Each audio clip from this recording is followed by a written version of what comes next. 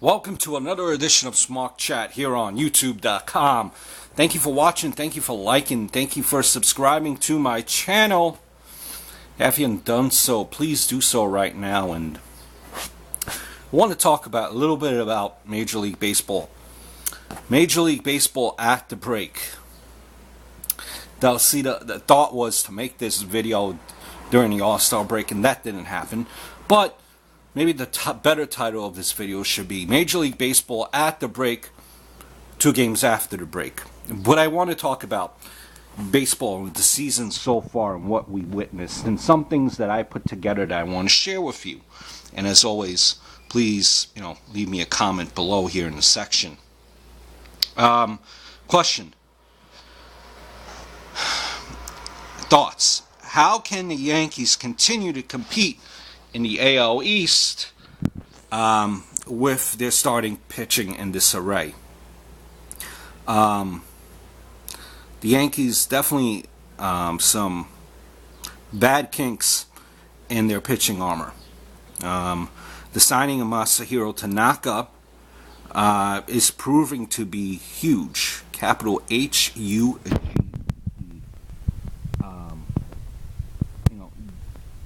Without the brilliance of Tanaka, who's now on the DL, without signing Tanaka, let me put it this way: without signing Tanaka in the beginning of the season, the pitching staff would be in huge problems. Now Tanaka starts with the second half on the DL. Couple that with the loss of CC Sabathia to a season-ending injury, huge, monstrous.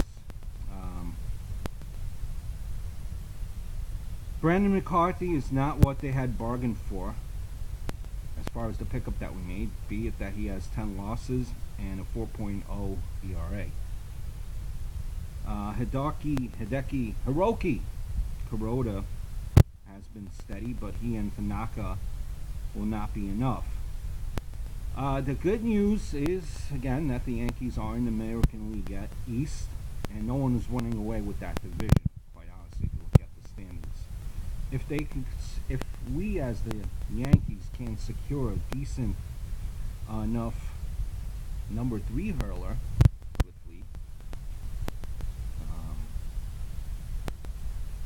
quickly, maybe.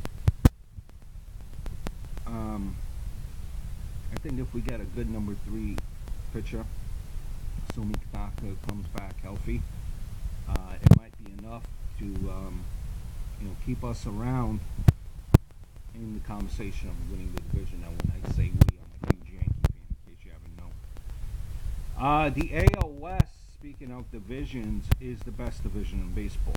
The 2-time division champion Oakland Athletics have the best starting rotation, arguably, in the majors. The acquisition of Samarzia and Jason Hamill from the Chicago Cubs gives the A's the edge on being favorites to make it to the World Series. As a note as well, Oakland is second in all of baseball in runs scored, making them deadly in hitting and pitching. The Los Angeles Angels are led by the new face of baseball and superstar Mike Trout. They have possibly the best candidate for come-up player of the year, Albert Pujols. Josh Hamilton is swinging that bat well. I should know he's on my fantasy team since coming back from the injury.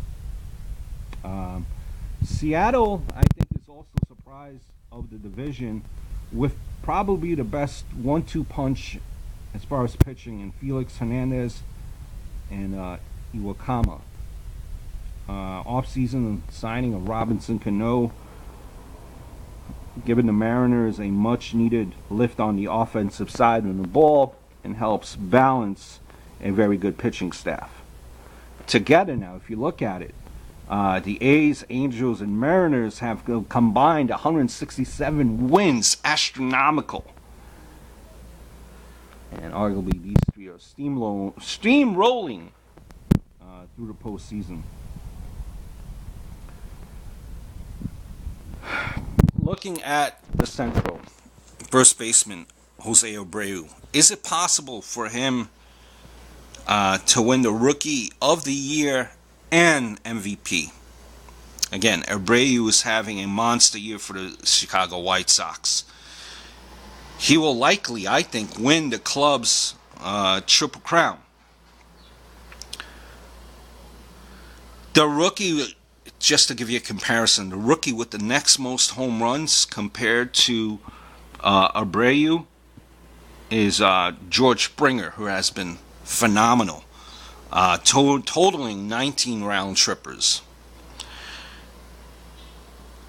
I think, though, the Rookie of the Year will probably come down between Abreu and Tanaka, and this is assuming that Tanaka, will be able to come back. Hard.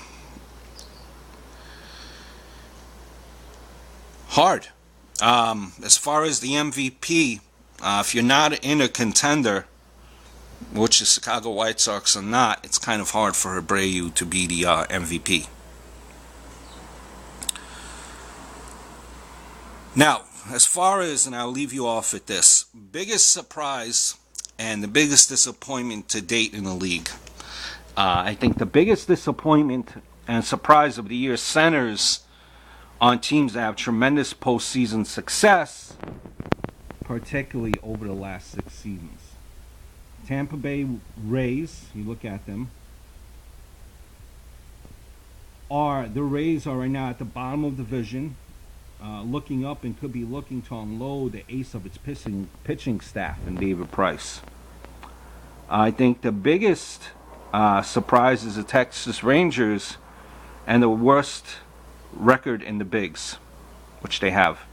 Injuries have decimated the AL's 2010-2011 World Series representative. Many, during the offseason of coming into this year, felt that the Rangers would challenge in the AL West. Hasn't happened. Now, based on that, redo of predictions. AL East champ, I think, will be the Yankees. AL West champ, Oakland's. I can't speak today. AL Central champ, Detroit. Wild cards, Seattle and Los Angeles. ALCS. Matchup, Oakland and Detroit. American League champion, Oakland. I think this might be Oakland's year. One last thing, I lied. One last thing. Which one will win the Cy Young between Adam Wainwright, monster year, and Clayton Kershaw? I think, quite honestly, it doesn't matter if Adam Wainwright channels his inner Greg Maddux and mows through the second part of the year. It will be Clayton Kershaw winning the Cy Young. Some of my thoughts on baseball, the first half. Again, disappointments, Cy Young, Rookie of the Year. Let me know what your thoughts are. And enjoy the second half of baseball. Until next time, adios, over and out.